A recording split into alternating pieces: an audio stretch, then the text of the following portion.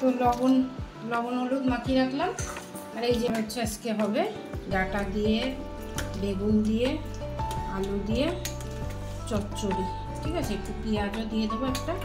হ্যাঁ, তো good afternoon বন্ধুরা, চলো তাহলে আজকে মোরলা মাছের রেসিপিটা দেখাই তোমাদের সাথে। আর মোরলা মাছ আমরা কেমনভাবে খাই, নানান রকমভাবে খাই।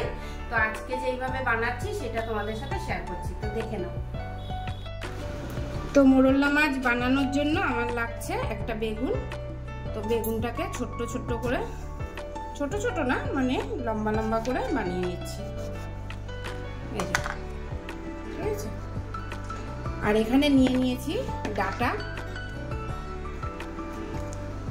আর লাগছে একটা আলু। আলুটাকেও একদম পাতলা পাতলা করে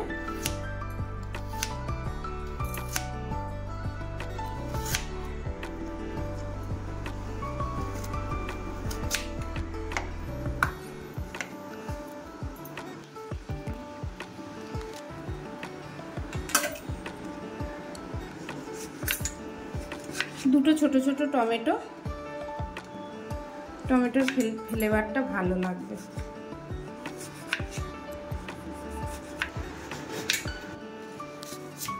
একটা পেঁয়াজ মাঝারি সাইজের, পেঁয়াজটাকে আলু ভাজার মতোই বানিয়ে নেব।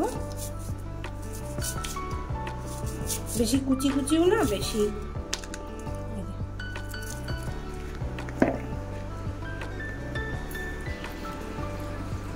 তো কয়েকটা আস্ত কাঁচা লঙ্কা ফেলে দিচ্ছি। বাটা মশলাও দেব, কিন্তু লঙ্কাটা আমি ফেলেই দিচ্ছি। ঠিক আছে। আর এখানে মাছের নুন হলুদ মেখে রেডি করা আছে আগের থেকে।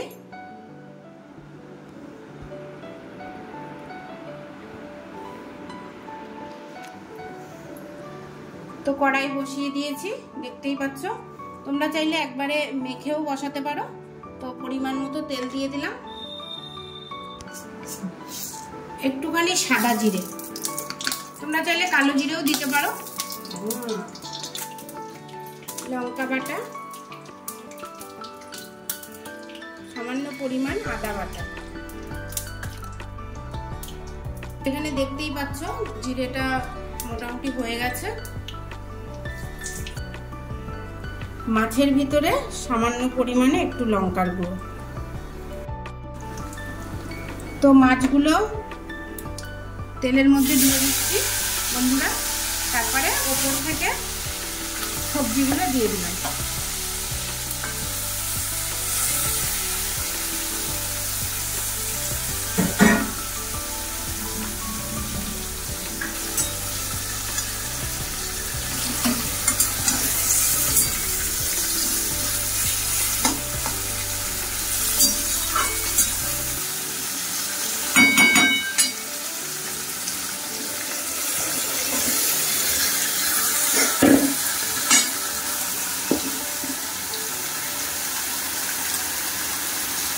উপর থেকে পরিমাণ মতো লবণ, হলুদ, সব থেকে যে ইম্পর্টেন্ট জিনিসটা সেটা হচ্ছে এই যে ভাজা মশলাটা।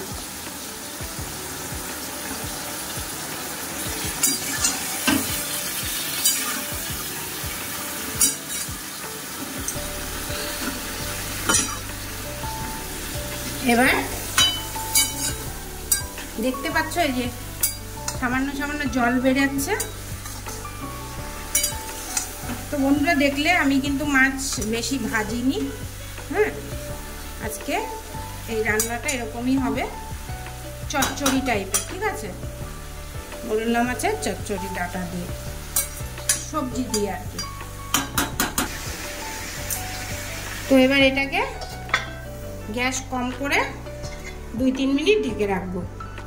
ঢেকে রাখার পরে এই যে সবজির ভেতর থেকে একটা জল বেরাবে, তারপরে আন্দাজ মতো জল দেবো। তো বন্ধুরা দেখো কতটা জল বেরিয়ে গেছে, দেখো। আর জল দেওয়ার দরকার নেই, সব গলেও গেছে। ডাঁটা তো একদম নরম কচি। ঠিক আছে,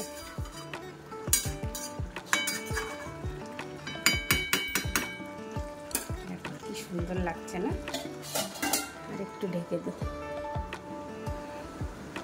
আর এই তো অনেকক্ষণ পরে এসে গেছি।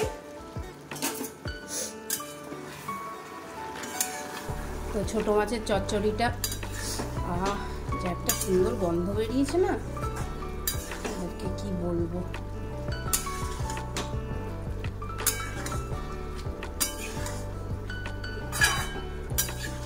দেখেছো তো, জলই লাগলো না। হ্যাঁ, একদম ডাটা বেগুনের জল বেরিয়ে বেরিয়ে মাছ একদম রেডি হয়ে গেল।